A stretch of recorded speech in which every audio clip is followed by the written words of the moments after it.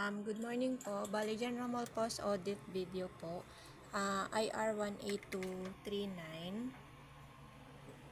Overdue AR 169,234 kay Ma'am Soler. Bali, pina-follow up po namin siya and nasa abroad lang daw po siya. Baka next month po yung balik lang po niya. IR 18240. Overdue AR din po. Kay BGT8 naman po, bali 45 days po yung terms nito after po ma-delivery sa kanila. So, bali by next week po, i-follow up na, this week po, follow up na po ulit namin siya para for payment po.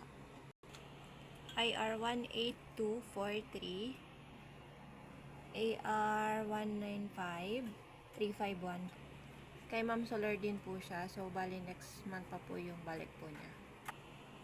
IR 18246 naman po. Same po, overdue AR.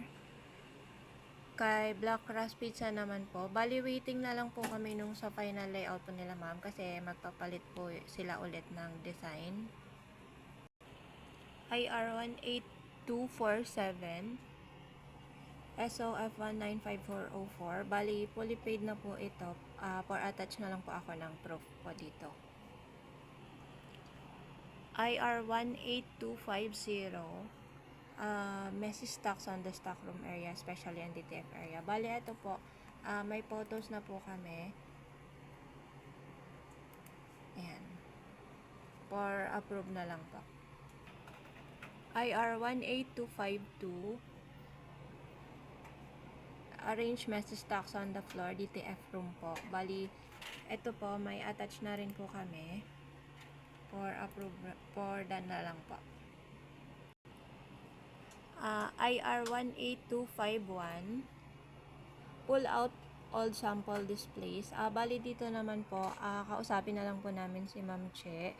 Kasi po yung mga display po is pinag-ikot-ikot lang po namin pang display po dito sa store para po hindi magsawa yung customer po.